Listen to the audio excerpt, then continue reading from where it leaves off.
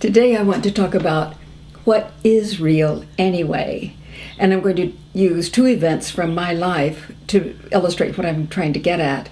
But first I want to say that in our culture we have a great difficulty in knowing what is real, accepting what is real, because we have lived for several hundred years with a worldview that there is nothing real except the material world.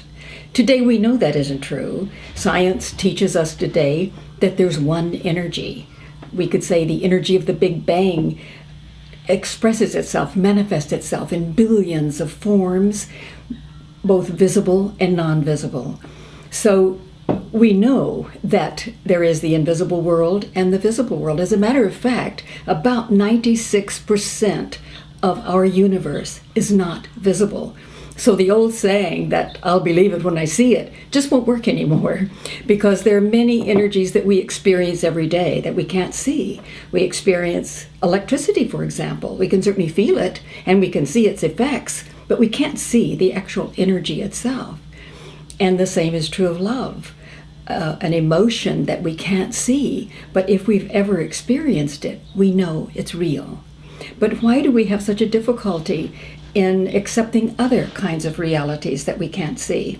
Well, I was not different from anyone else in this aspect.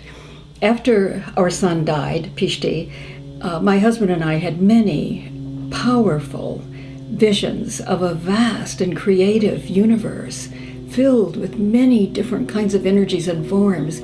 Sometimes it was almost too much for me. And I had images of my son in visions, but they were ephemeral. I knew where he was. I knew where his energy was.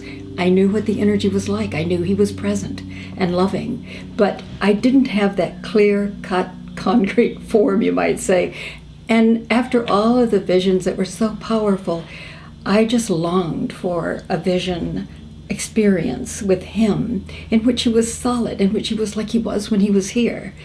And after one evening of not sleeping and turmoil, early in the morning I had a dream. And the dream was very powerful. It was really a visionary dream. I'm in the kitchen cooking breakfast, and Pishti has returned. And he walked in the kitchen, and he had his white Tibetan shirt on that he loves so much, and jeans, and dirty old Nikes.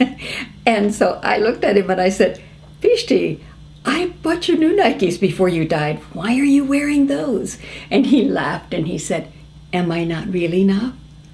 And then we laughed about that, about my compulsion to see him in a real, what I was calling to myself a real form. Then we embraced each other. I expected him to just be space, empty space.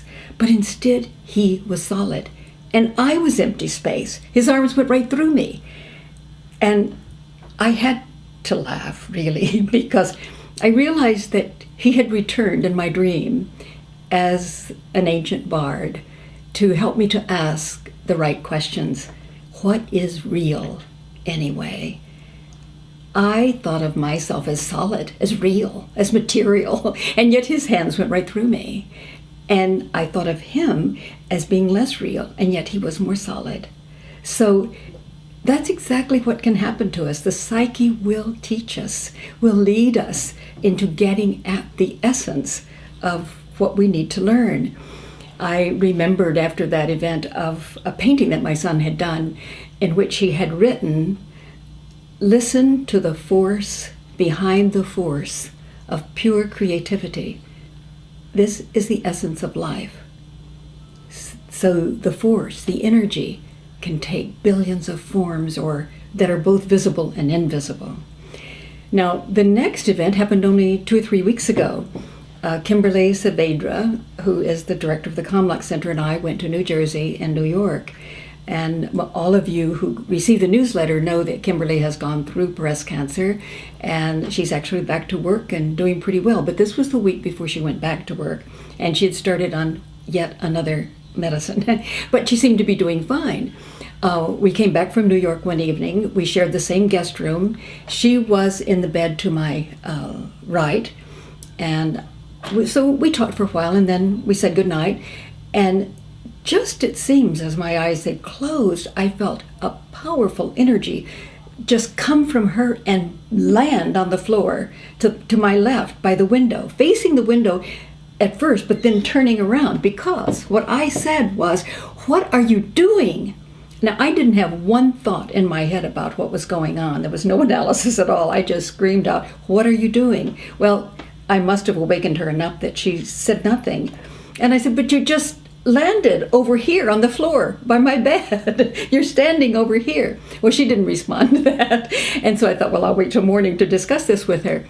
And for a while, it was, I had trouble with what it could mean, and yet it was communicating in and of itself what it was. It was her form. Strangely, she was dressed in a white dress, but from about the waist up, bandages were unfurling. Well, the subtle world communicates in symbols. I looked at it later as being quite clear. She is in the healing process, but she was in a very stressed condition that communicated very clearly. And here's another example of very real energies that are communicating in ways that we would not call materially real. But it was so real, I had no question about it. The next day we talked about it. And as a matter of fact, the next few days she was really quite sick.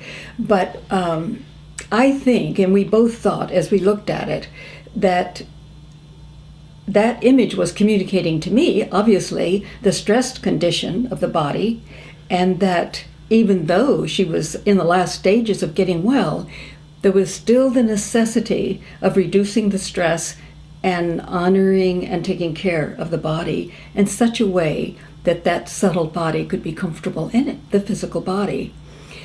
These two are just two, really, events that throughout my life, especially since my son's death, have helped me to be somewhat more aware and sensitive to the different ways energies communicate to us.